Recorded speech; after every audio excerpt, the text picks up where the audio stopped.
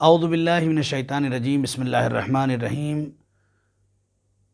نحمدہ ونصلی علی رسولہ الکریم وآلہ الطیبین الطاہرین المعصومین، اما بعد فقد قال الصادق علیہ الصلاۃ والسلام اکمل الناس عقلا احسنہم خلقا۔ امام جعفر صادق علیہ الصلاۃ والسلام فرماتے ہیں کامل ترین عقل مند ترین انسان وہ ہے جس کا اخلاق سب سے اچھا ہو۔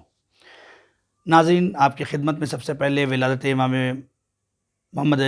امام جعفر صادق علیہ الصلاۃ والسلام اور ولادت حضرت رسول خدا صلی اللہ علیہ وآلہ وسلم بہت بہت مبارک ہو، اور آپ کی طرف سے اور اپنی طرف سے اصل وارث خوشی امام زمانہ کی خدمت میں تبریک اور تہنیت پیش کرتے ہیں۔ آئیے ناظرین، آج آپ کی خدمت میں کچھ امام جعفر صادق علیہ الصلاۃ والسلام کی سیرت سے پیغام جو شیعوں کے لیے امام جعفر صادق علیہ الصلاۃ والسلام نے پہنچائے ہیں لوگوں تک، جو ان کے عمل سے ظاہر ہوا ہے کہ ہمیں کیا کرنا چاہیے ان کی سیرت سے، جس میں نمبر ایک پہلا طریقہ کار اور طریقہ عمل جو امام کا اپنے شیعوں کے ساتھ تھا وہ یہ تھا کہ امام محبت اور دوستی کا اظہار کرتے تھے۔ ایسے پرآشوب دور میں، ایسے مشکل دور میں کہ جہاں 4 فقہ اہل سنت کا وجود ہوا ہو، جہاں 10 الگ الگ مذاہب شیعہ جس میں مرجع انشاءاللہ آگے گفتگو آئے گی، ایسے ماحول میں بھی امام جعفر صادق علیہ الصلاۃ والسلام جب کبھی اپنے شیعہ کو دیکھتے تھے تو ان سے اظہار محبت کرتے تھے، ان سے دوستی کرتے تھے۔ زندان میں ہو تب بھی محبت، گھر میں ہو تب بھی محبت، مشکل میں ہو تب بھی محبت، غربت میں زندگی گزار رہا امام محبت کا اظہار کرتے تھے۔ آج کے دور میں سب سے پہلا پیغام یہ ہے کہ ہر شیعہ کو دوسرے شیعہ سے اظہار محبت کرنا چاہیے، نفرتوں کو دور کرنا چاہیے، سیاستوں کو دور کرنا چاہیے، اختلافات کو ختم کرنا چاہیے۔ ایک شیعہ دوسرے شیعہ سے محبت کا اظہار کرے، تم ہمارے بھائی ہو، تمہارے پاس بزنس نہیں ہے ہم تمہیں ساتھ دیں گے، تمہارے پاس مشکل ہے ہم تمہارے ساتھ ہیں، تم گرفتار ہو ہم تمہارے ساتھ ہیں۔ یہ عمل انسان کا امام کی سیرت پہ عمل کرنے کا جیسا ہے، یہ پہلا ہے۔ دوسرا پیغام امام کی زندگی کا جو ہے وہ اجتماعی ہے۔ صرف تنہا ایسے نہیں، اجتماعی زندگی گزارو، لوگوں کے ساتھ مل جل کے رہو، لوگوں کی ترقی کے بارے میں سوچو، لوگوں کو پستی سے نکال کر بلندی تک لے کے آؤ۔ یہ فکر سماج میں ہر شیعہ کے اندر، ہر مسلمان، ہر انسان کے اندر آنا چاہیے۔ انسان کا ہدف زندگی کا ہے کہ اگر انسان کہیں پستی میں ہے تو اسے کسی بھی صورت سے اس پستی سے نکال کے باہر لائے۔ یہ امام کا، جیسے امام اپنے زمانے میں کچھ پیسے الگ سے رکھے ہوئے تھے، اس پیسے کیا ہوتا تھا، اگر کہیں اختلاف ہوتا تو اس اختلاف کو دور کرنے کے لیے امام کا الگ پیسہ معین تھا۔ تصور نہیں کر سکتے ہم، یہ پہلا مرحلہ۔ اسی طرح امام شیعوں کو پیسے دیتے تھے، جاؤ بزنس کرو، جاؤ ترقی کرو، جاؤ کام کرو، زیادہ ہو جائے جب سسٹم بن جائے تو واپس کر دینا، نہیں تو جاؤ ترقی کرو۔ آپ تصور کریں، ایک سسٹم تھا امام کا، نظام تھا۔ آج ہمارے یہاں نظام اور سسٹم کی ضرورت ہے تاکہ ہم شیعت کو کسی منزل اور ترقی تک لے جا سکیں، ورنہ ہمارے سماج میں یہی ہے، ہماری بچیاں بے اسکول ہیں، اسکول تو ہے لیکن وہ اسکول جو امامت تک پہنچائے اس کی کمی ہے۔ یونیورسٹیز نہیں ہے، جوان بچیاں کہاں جا کے پڑھیں؟ اگر دوسرے اسکول میں، دوسرے کالجز میں، دوسری یونیورسٹیز میں نہیں جائیں گی تو کہاں جائیں گی؟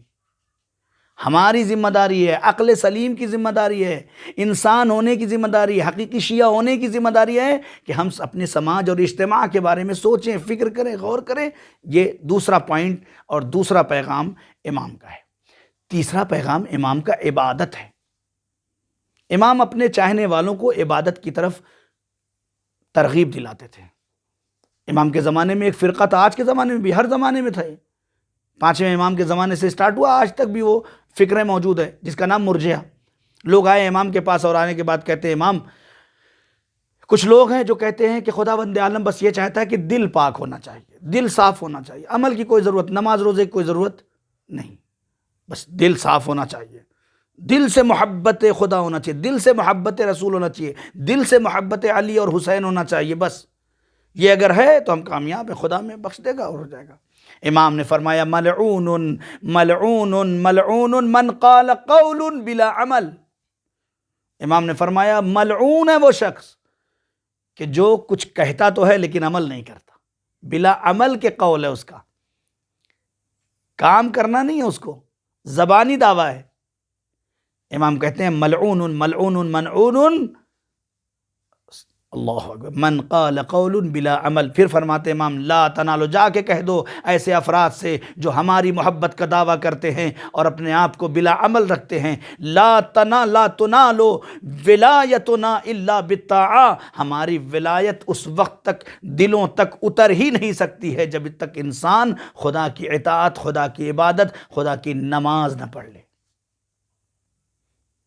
اسی کے ساتھ امام نے فرمایا یاد رکھو لا ینال شفاعتی، اور ہماری شفاعت کو وہ پا بھی نہیں سکتا من استخف بالصلاۃ، جو بھی نماز کو ہلکا سمجھے گا۔ یہ عبادت کی طرف ترغیب دلانا ہے۔ امام بہت مانتے تھے، بہت چاہتے تھے، حتیٰ ایک بار روایت ہے کہ یونس سے امام نے کہا کہ تم جلدی سے گھر پہنچو، اس لیے کہ میرا ایک مہمان آ رہا ہے منا اہل البیت، جو ہمارے گھر میں سے ہے۔ یونس کہتے ہیں میں امام کے گھر تک پہنچا، جب وہاں دیکھا میں نے تو امام کا کوئی نہ نواسا ہے، نہ پوتا ہے، نہ بھائی ہے، نہ خاندان سے ہے، نہ خون سے ہے، امام منا اہل البیت کہہ رہے ہیں۔ جب دیکھا تو وہاں کھڑے ہوئے تھے عیسیٰ ابن عبداللہ، عیسیٰ ابن عبداللہ جو عرب بھی نہیں ہے۔ یونس کہتے ہیں میرے دل میں یہ خیال تھا، میں امام سے کہہ تو رہے تھے امام منا اہل البیت، لیکن میری سمجھ میں نہیں آتا۔ امام نے مجھے مشوش دیکھ کے پوچھا کہ یونس تمہارے دل میں یہی تو خیال ہے کہ میں نے انہیں منا اہل البیت کیسے کہہ دیا، یہ ہمارے گھر سے؟ یونس ان کا کردار، ان کا اخلاق، ان کا شیعوں کے ساتھ ہمدردی کرنا اور ان کی عبادت اور ان کی اطاعت خدا، منا اہل بیت کی سنت، اور یہی نہیں، فرمایا منا اہل البیت حیا و میتا، زندگی میں بھی اور مرنے کے بعد بھی ہمارے اہل بیت میں سے ہیں۔ لیکن امام نے صرف اتنا ہی نہیں کہا، امام نے عبادت کی طرف اپنے چاہنے والوں کو توجہ دلائی، آواز دی۔ ایک اور اسی طرح سے واقعہ ہے کہ جب ملنے والا آیا اور مل کے جانے لگا تو امام نے کہا وَأْمُرْ أَهْلَكَ بِالصَّلَاةِ، دیکھو تم تو بہت اچھے ہو، تمہارا کردار اچھا ہے، لیکن اپنے گھر والوں کو نماز کی ترغیب دو۔ آپ نماز پڑھتے ہو، ممکن ہے بہت اچھی نماز پڑھتے ہو، صبح پڑھتے ہو، نماز شب پڑھتے ہو، سب پڑھتے ہو، لیکن آپ کے گھر والے نہیں پڑھتے ہو۔ امام فرماتے ہیں جاؤ، جب جانا تو اپنے گھر والوں سے کیا کہنا، وَأْمُرْ أَهْلَكَ بِالصَّلَاةِ، اپنے گھر والوں کو نماز کی ترغیب دلاؤ۔ اللہ اکبر، یہ امام کی عبادت پیغام ہے۔ انسان کو چاہیے کہ اپنے خدا کی اطاعت کر، جب تک خدا نہیں ہے۔ امام حسین نے یہی فرمایا، جس نے تجھے پا لیا اس نے کھویا کیا، جس نے تجھے کھو دیا اس نے پایا کیا۔ لہٰذا ہماری ذمہ داری ہے کہ امام کے اس پیغام کو اپنے وجود میں اتاریں۔ اس کے بعد جو پیغام ہے، امام فرماتے ہیں دیکھو تم شیعہ ہو، تم حقیقی انسان ہو، تم دوسروں کے مراسم میں جاؤ، تم دوسروں کے یہاں شرکت کرو، کسی کی میت ہو جائے تو اس کی میت میں شریک ہو، مسجدوں میں جاؤ، لوگوں سے انس کرو، لوگوں کی محبت پیدا کرو، لوگوں کو اپنی طرف مائل کرو اپنے کردار اور اخلاق سے، یعنی اخلاقی مرحلہ۔ اس لیے کہ جب تمہارا اخلاق اچھا ہوگا تو ہمیں فخر ہوگا۔ یہ امام کا پیغام ہے۔ اسی لیے امام نے فرمایا اکمل الناس عقلا احسنہم خلقا، عقل مند ترین انسان وہی مانا جاتا ہے جس کا اخلاق اچھا ہو۔ ناظرین اور بہت سارے پیغامات امام کے ہیں، لیکن چھوٹی سی کلپ میں یہ پیغامات جو ہمارے معاشرے میں اگر پھیلا دیے جائیں، امام کا سب سے پہلا پیغام یہ ہے کہ آپس میں دوستی اور محبت کا رشتہ قائم کرو، فساد اور اختلافات کو ختم کرو۔ دوسرا یہ ہے اجتماعی مسئلہ، لوگوں کی مشکلات کو دور کرو۔ اگر اللہ نے ہمیں نوازا ہے تو ہم یہ چاہتے ہیں کہ ہمارا چاہنے والا کہیں غریب نہ ہو، کہیں فقیر نہ ہو۔ اگر برابر سے انسان ایک دوسرے کی مدد کرے تو سب قعر غربت سے نکل کر منزل کمال تک آ سکتے ہیں، لیکن اس کے لیے یونٹی ہونا چاہیے، سسٹم ہونا چاہیے اور نظام ہونا چاہیے، ورنہ ہمارے بچے ایسے ہی دوسروں کے اسکولوں میں پڑھتے رہیں گے، ایسے ہی دوسروں کی یونیورسٹیز میں جاتے رہیں گے، ایسے ہی دوسروں کے کالجز میں جاتے رہیں گے۔